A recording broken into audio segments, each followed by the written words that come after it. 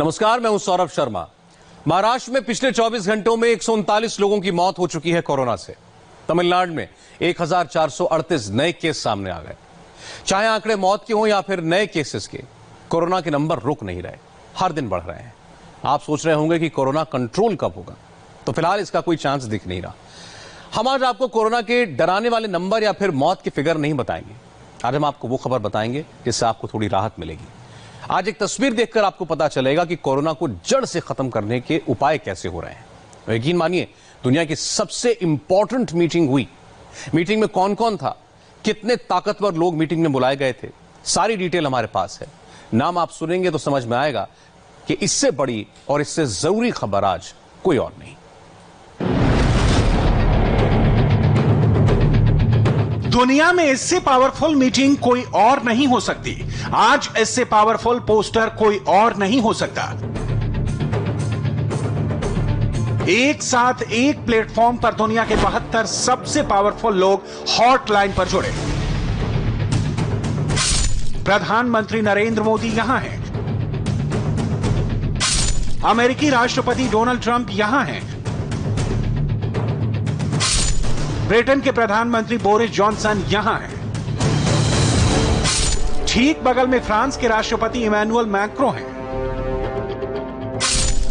Germany की chancellor Angela Merkel भी हैं। आप देख सकते हैं कि नीचे की तरफ कनाडा के प्रधानमंत्री जस्टिन ट्रूडो हैं और जापान के प्रधानमंत्री शिंजो आबे हैं। वहीं ऑस्ट्रेलिया के प्रधानमंत्री स्कॉट मॉरिसन भी यहां हैं, जिनके साथ मीटिंग से ठीक पहले प्रधानमंत्री ने 1-to-1 बातचीत की थी। इस पोस्टर में दुनिया के सबसे अमीर बिल गेट्स भी हैं। एक मंच पर दुनिया के 72 पावरफुल लोग हैं, लेकिन दो लोग नहीं हैं। थोड़ी देर में हम आपको उनके नाम बताएंगे। सबसे पावरफुल मीटिंग क्यों हुई, एक साथ 72 पावरफुल लोग क्यों जुटे, क्या मकसद था, कितनी बड़ी तैयारी है, बहुत गौर से सुनिए। इससे बड़ी खबर कुछ और नहीं, इससे जरूरी जानकारी कुछ और नहीं। सेकेंड वर्ल्ड वॉर के बाद दुनिया के 72 सबसे शक्तिशाली लोग इस मीटिंग में शामिल हुए। यह मीटिंग कोरोना के खिलाफ लड़ाई का सबसे बड़ा अलायंस है, लेकिन इन तस्वीरों में दो लोग नहीं हैं। चीन के राष्ट्रपति शी जिनपिंग और पाकिस्तान के प्रधानमंत्री इमरान खान, जो इस वक्त भारत के सबसे बड़े दुश्मन हैं। कोरोना पर हुई सबसे पावरफुल मीटिंग की इनसाइड स्टोरी आपके लिए जानना जरूरी है, क्योंकि कोरोना को हराने वाली वैक्सीन किस स्टेज में है, कितने दिनों में कोरोना वैक्सीन तैयार हो जाएगी, भारत में बन रही कोरोना की वैक्सीन कहां तक पहुंची, इसका full and final road map रखा गया। यानी वैक्सीन रेडी होने की फाइनल डेट क्या हो सकती है, इसकी ऑफिशियल और ऑथेंटिक डिटेल मीटिंग में तय की गई। सबसे पहले यह समझिए कि पावरफुल मीटिंग क्यों हुई। ब्रिटेन ने ग्लोबल वैक्सीन समिट का आयोजन किया। कोरोना की वैक्सीन और रोकथाम का फ्यूचर प्लान, कोरोना की वैक्सीन के लिए बड़ा फंड जुटाया गया, कोरोना वैक्सीन बनाने की तैयारी पर विस्तृत चर्चा, सस्ती वैक्सीन का ब्लूप्रिंट समिट में भारत ने रखा। भारत युद्ध स्तर पर कोरोना के खिलाफ लड़ाई लड़ रहा है, तो दूसरी तरफ वैक्सीन तैयार करने के फ्रंट पर फुल एक्शन में है। भारत की कई कंपनियां कोरोना वैक्सीन बनाने में रात दिन जुटी हुई हैं, तो दूसरी तरफ कोरोना वैक्सीन के ग्लोबल अलायंस में भारत अहम हिस्सेदार है। कोरोना वायरस के लिए बनाई जा रही वैक्सीन के लिए भारत ने $15 मिलियन यानी करीब 113 करोड़ रुपए डोनेट किया है। कोरोना वैक्सीन सस्ते में मुहैया कराने का कमिटमेंट। दुनिया में भारत वैक्सीन का सबसे बड़ा निर्माता है। मीटिंग में प्रधानमंत्री नरेंद्र मोदी ने अपने अंदाज में दुनिया को बताया कि कोरोना काल में भारत घर के अंदर युद्ध लड़ रहा है और बाहर दवा भेजकर लोगों की जान बचा रहा है। प्रधानमंत्री का मैसेज लाउड एंड क्लियर है कि कोरोना वैक्सीन इंसानियत को बचाने की सबसे बड़ी कोशिश है। We understand the importance of immunization. One of the first programs launched by my government was Mission Indradhanush. It aims to ensure full vaccination of our children and pregnant women. Excellencies, India is also the world's foremost producer of vaccines. We are fortunate to contribute to immunization of about 60% of the world's children. Excellencies, India recognizes and values the work of Gavi. That is why we become a donor to Gavi while still being eligible for Gavi support. Our support to Gavi is not only financial. India's huge demand brings down the global price of vaccine. Corona vaccine पर हुई powerful meeting के बाद क्या बड़ी खबर निकली, ये जानना जरूरी है। तभी आपको पता चलेगा कि कोरोना वायरस का लेटेस्ट डेवलपमेंट और करंट स्टेटस क्या है।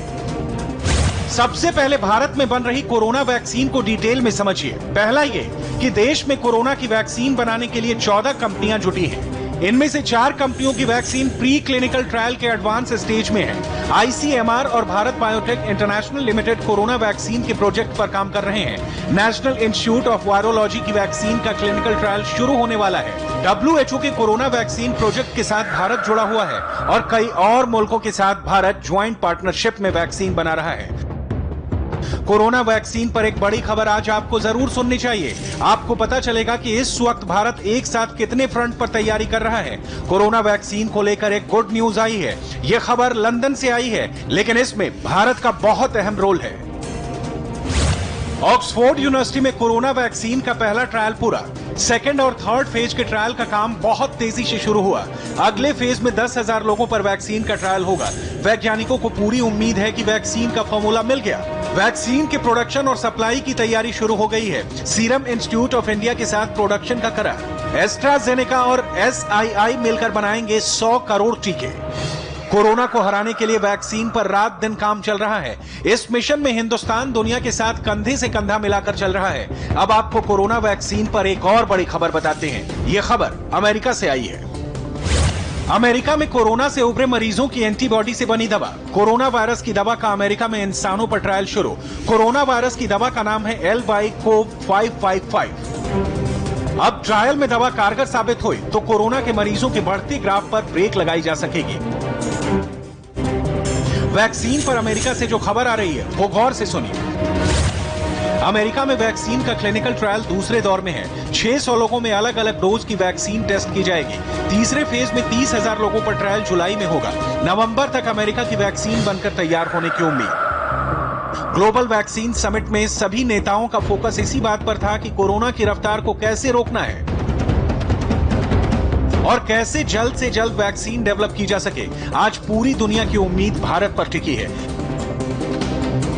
सभी को लगता है कि वैक्सीन का रास्ता भारत से होकर निकलता है। वैसे भी ग्लोबल वैक्सीन मार्केट में सबसे बड़ा प्रोड्यूसर भारत है। ऐसे में मुमकिन है कि कोरोना की वैक्सीन सबसे पहले भारत में बन सकती है। वैक्सीन की खबर इतनी बड़ी इसलिए है क्योंकि कोरोना के नंबर बहुत बड़े हैं। हिंदुस्तान में 2.25 लाख से ज्यादा कोरोना केस हो चुके हैं, जिनमें से 1,10,000 एक्टिव मरीज हैं। अगर आने वाले कुछ दिनों में हमने कुछ परमानेंट सोल्यूशन नहीं ढूंढा तो लाशें गिनने के लिए तैयार रहना होगा। दिल्ली और मुंबई के डॉक्टर और अस्पतालों में कुछ वैसे ही लक्षण देखने लगे हैं जैसे कुछ दिन पहले इटली और स्पेन में दिखे थे। कोरोना से लड़ाई इस वक्त किस मोड़ पर है, इसे समझने के लिए हमने इंडिया के डेटा और नंबर्स को इंटरनेशनल नंबर्स के साथ कंपेयर किया और यह रिपोर्ट तैयार की।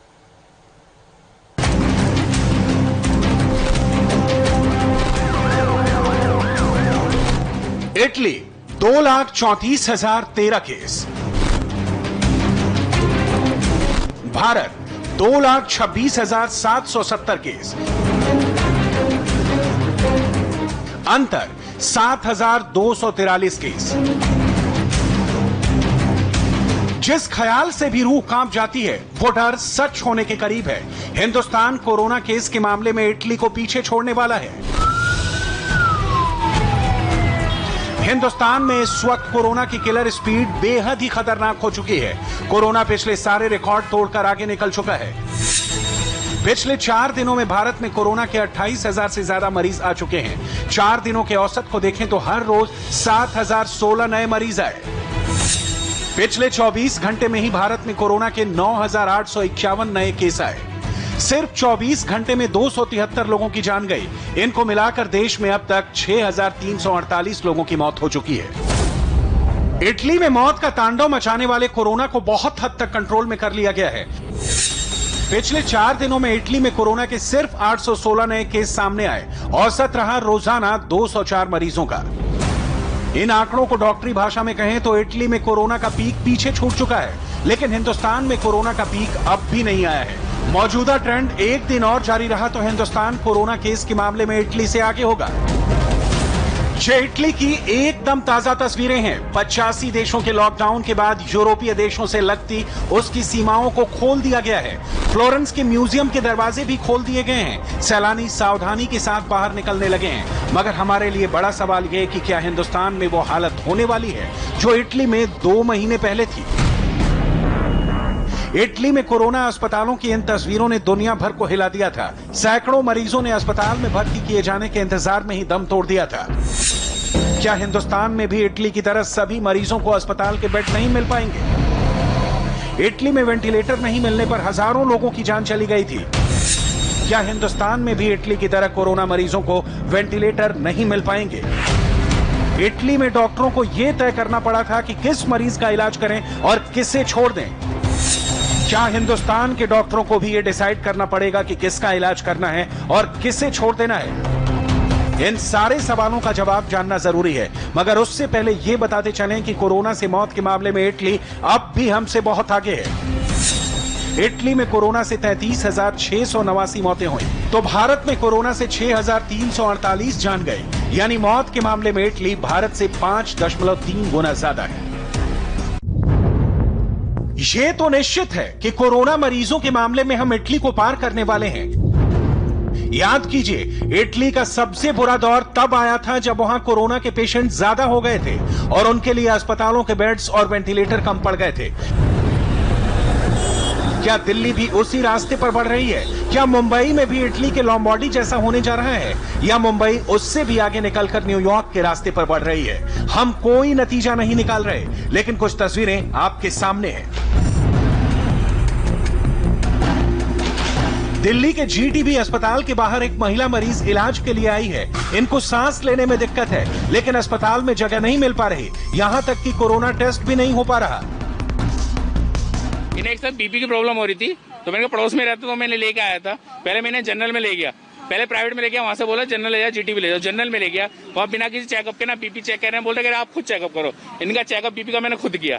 जब वहां उनसे बोला कि आगे कोई प्रोसीजर है, तो उन्होंने सीधा बोला जीटीबी लेके जाओ, बिना किसी पर्चे के, बिना कोई पर्चा बनाना। यहाँ पर इन्होंने बोला हम यहाँ लेके आए, यहाँ पर बोल रहे हैं सिर्फ पॉजिटिव केस लेने हैं, वो भी जब उनकी पुष्टि हो रही है उसके बाद। फिर यहाँ से भगा दिया दोनों को लताड़ के बुरी तरह से।